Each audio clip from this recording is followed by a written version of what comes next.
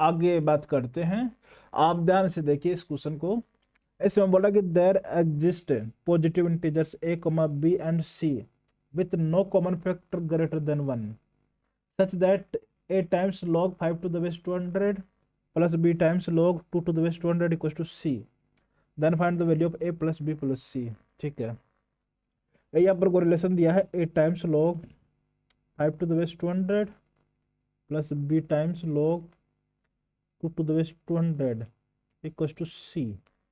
ये अपन को रिलेशन दिया है और इन्होंने बोला है कि ए बी सी के बीच में कोई भी कॉमन फैक्टर 1 से ग्रेटर नहीं है। ठीक है, तो अब अपन क्या करते हैं, ए बी सी में रिलेशन फाइंड आउट करने की कोशिश करते हैं।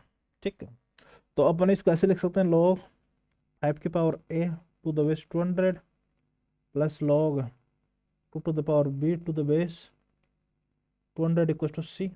अपन ने यहाँ पे प्रॉपर्टी यूज किया, यदि ऐसा लिखा हुआ है m टाइम्स log, यहाँ पे अपन लिख सकते हैं m times log m n to the base, यदि a है तो इसको हम लिख सकते हैं log n to power m to the base a, ऐसा लिख सकते हैं।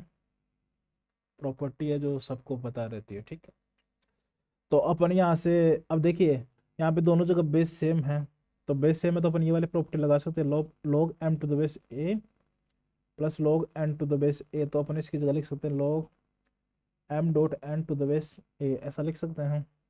कोई परेशानी नहीं। तो यहाँ पे ये प्रॉपर्टी लगाएंगे तो अपने पास बन गया log बेस अपने पास 200 5 की पावर a इंटू 2 की पावर c कुछ टू अपने पास आ गया c। तो अब यहाँ से अपन लॉगरिथमिक इक्वेशन है तो उसको एक्सपोनेंशियल इक्वेशन में कन्वर्ट कर लेते हैं। तो ये अपने पास बन गया 5 की पावर a इंटू 2 की पावर c कुछ टू 200 की पावर c।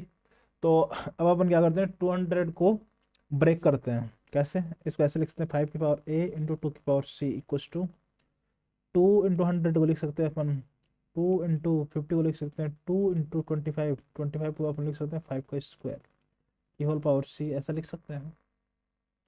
तो यहाँ से आ गया हमारे पास 5 की पावर a इंटू 2 की पावर c इक्वल्स टू, ये अपने पास हो गया 2 की पावर 3c इंटू 5 की पावर 2c, ऐसा लिख सकते हैं। क्लियर, यहाँ पे अपने पास यहाँ पे बी आएगा, सॉरी यहाँ पे ध्यान से। ठीक है, क्लियर। तो अब यहाँ से अपने जो एक्सपोनेंट है उनको इक्वल कर देते, तो इसका मतलब क्या हो गया कि ए किसके इक्वल होना चाहिए, 2c के इक्वल होना चाहिए, और बी अपना किसके इक्वल होना चाहिए, 3c के इक्वल होना चाहिए। अब इन्होंने बोला है कि जो ए बी सी के बीच में जो कॉमन फैक्टर है वो मैक्सिमम 1 हो सकता है, उससे ग्रेटर कोई कॉमन फैक्टर नहीं है। और इन्होंने पूछा है कि value of a plus B plus C. तो अपना क्या हो सकता है, ए बी सी अपना हो सकता है 2 3 और 1, ऐसा ही हो सकता है।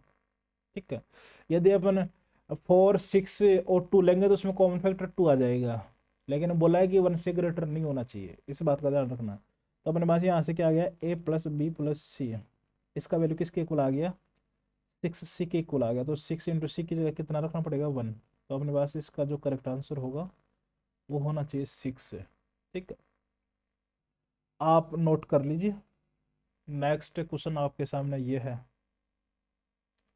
ऐसे में बोला कि if a equals to log 18 to the base 12 and b equals to log 54 to the base 24, then find the value of ab plus 5 times a minus b। ठीक है, आप ध्यान से ट्राई करिए।